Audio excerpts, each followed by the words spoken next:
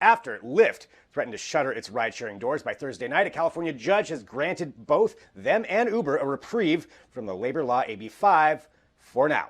So Uber and Lyft have both been contesting the enactment of this law since before it was even officially passed in early January. The deadline to reclassify their drivers as employees instead of contractors was imminent due to an injunction that had been placed on them. So the classification would make drivers eligible for minimum wage, Social Security, time off, and other benefits associated with regular employment. So the late reprieve extends the moratorium on enforcing the statute until at least mid-October.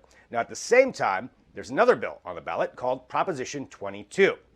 This would essentially reverse Assembly Bill 5 and let the companies officially continue business as usual. So Lyft and Uber have both argued that AB5 would be detrimental to their businesses and for their drivers, with Lyft implying that 80 to 90% of Californians who earn money on gig economy apps would lose out on their ability to do so. So the extra stay on the enforcement will also allow the two companies to pursue the possibility of turning their operations in California over to fleet companies, which would separate them from the responsibility of overseeing drivers while still providing software and application. There is a lot that can change between now and October. It's definitely a rapidly changing story. Whatever happens with this will have ramifications elsewhere, but you'll want to follow along with all of it at digitaltrends.com. So, while Apple continues to fight against Epic Games, its App Store showdown appears to now be expanding to major news publishers, as a group of them is pushing back against the company's terms and conditions. So publishers like the New York Times, Washington Post, Vox Media, all of those belong to an association called Digital Content Next, which sent a letter to Apple CEO Tim Cook asking what would be necessary for their group to negotiate a similar deal to Amazon's for the App Store.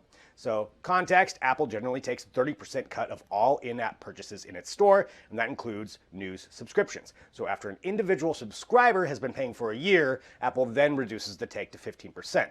However, after the antitrust hearings that just took place, it was revealed that Amazon has had a separate and far more favorable deal going with Apple since 2016. So a letter from an Apple executive, Eddie Q, was sent to Jeff Bezos and showed that the Prime Video app has a standing cut of only 15% regardless of when someone subscribes. That's a big difference. So the letter from Digital Content Next asks specifically what kind of conditions Amazon met that allowed for such a deal to be arranged and what they could do to meet those requirements. So this is probably not an original email there to Amazon that Apple really wanted to be made public, but the issue of favorable deals to some and not others really goes to the crux of the antitrust investigation and the accusation that Apple's essentially suppressing some competition and not others.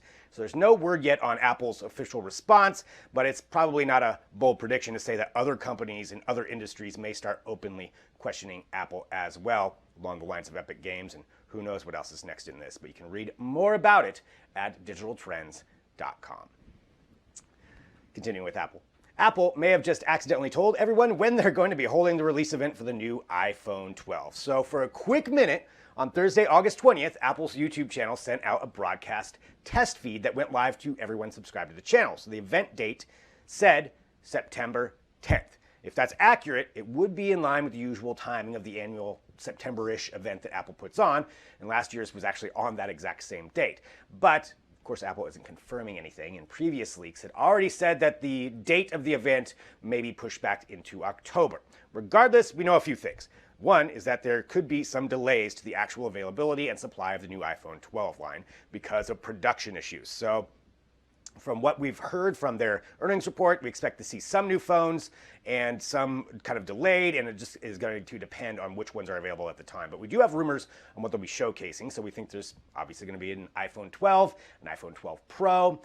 We think it's going to be the first significant design change since the iPhone 10, so maybe going with more of like a retro look like the iPhone 4. It's also expected that Apple may finally unveil a 5G-enabled phone, something they had previously seemed to want to push out, and that could be because of their change in chipsets, which also could be a big boost for Apple. So either way, the event is going to be followed by everyone, and expect a ton of Apple rumors over the next month or so until this event happens, and we've got an entire roundup you can check out at digitaltrends.com. So the space exploration company owned by Jeff Bezos, Blue Origin, has had a big week of announcements, with the latest being the delivery of a mock-up of a lunar lander to NASA. So Blue Origin is part of a group called the Human Landing System National Team.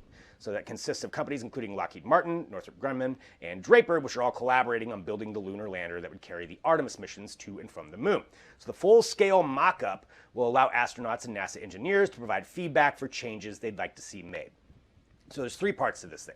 It's got a descent stage based upon the Blue Origin Blue Moon robotic lander, which they're already building, plus an ascent stage, which uses the Orion capsule that Lockheed Martin is building, and a transfer element built by Northrop Grumman, and then software systems created by Draper. So the entire lander stands at about 40 feet tall, and the mock-up will live at NASA's Johnson Space Center through 2021 to get the feedback, with the goal of 2024 to actually send the system to the moon. There's some different test launches that'll happen between that, but that's where they're going to, is 2024 is the deadline. So, of course, Blue Origin also had this week. They were approved by the FCC to begin launching its array of satellites for its Kuiper project initiative to provide broadband satellite internet globally. That would be something to compete with SpaceX's Starlink and other companies that are working towards that too. So a lot happening with Blue Origin. They're usually pretty quiet about what's going on with the company, but we're starting to see more and more of what they've been developing. So it's a lot to follow up on. And as always, you can head over to digitaltrends.com to stay up to date.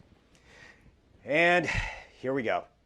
It's official. There's no need to watch Top Gun 2 because an AI-controlled plane just virtually took down a U.S. Air Force pilot in a dogfight competition, and it wasn't even close. So the Defense Advanced Research Projects Agency, otherwise known as DARPA, held the Alpha Dogfight trial for the last 3 days, where they set up and challenged a group of AI developers to create an algorithm as part of their air combat evolution program. So this 3-day event was the culmination of a series of trials that have been happening since last year. So these AI competitors were invited to compete against each other and an AI fighter jet program created by Johns Hopkins University Applied Physics Laboratory. So the culmination brought 8 final teams in to compete against each other in a round-robin virtual aerial dogfight tournament where the virtual F-16s try to take each other down. The winning company was from Heron, and they got to take on the human pilot in the finale. So the ultimate goal of this program isn't really to put AI-controlled planes in the air to take on humans directly, but actually to have them work in conjunction with human pilots. Because ultimately, the military wants to build trust in AI-controlled vehicles so that eventually they can team with humans and perform tasks the human pilot can't. And that was evident in this demonstration virtual dogfight, where the pilot, who we don't know his real name, but the call sign was Banger, put on a VR helmet and went head-to-head with the AI. The pilot lost 5-0, saying that the AI utilized twisting techniques the pilot could not match. So it's definitely an interesting demonstration and certainly a sign of what's to come. Hopefully we work with the AI and they're not going against us. But you can read more about this competition and what's in store next at digitaltrends.com. Perhaps, though, our only hope of keeping the robots from taking us over is to get them drunk. So a team at the University of Southern California has created a tiny beetle-like robot that runs on alcohol. It's methanol, to be clear, but if this is the prequel story to Bender from Futurama, I think it still applies. So the robot itself is actually designed to be the size of an insect and weighs the equivalent of 3 grains of rice. And since it's so small, fuel's a big factor. It can't just carry that much fuel, and batteries are heavy and would only be able to hold enough energy to last a few seconds, according to the team working on this. So that's why they turned to methanol. They coated a nickel titanium alloy with platinum, which generates heat and contracts when in contact with the methanol, and then goes cold and extends when it's not in contact. So they created this system to vary the exposure, and with the contraction and extension, they allowed the robot legs to basically walk like muscles would. It's a pretty cool invention, but you're probably asking, why do we need alcohol-powered insects in our lives? Well, insect-sized robots are actually of great interest to search and rescue medical organizations for disaster management. So the idea would be you'd send in a swarm of these things into rubble after an earthquake, and then they can much more easily and quickly search for signs of survivors and direct rescuers to how to get to them. So that's in part what they could be used for, or they could just bring shots of tequila to people. So that's another idea. But you can read more about this at digitaltrends.com.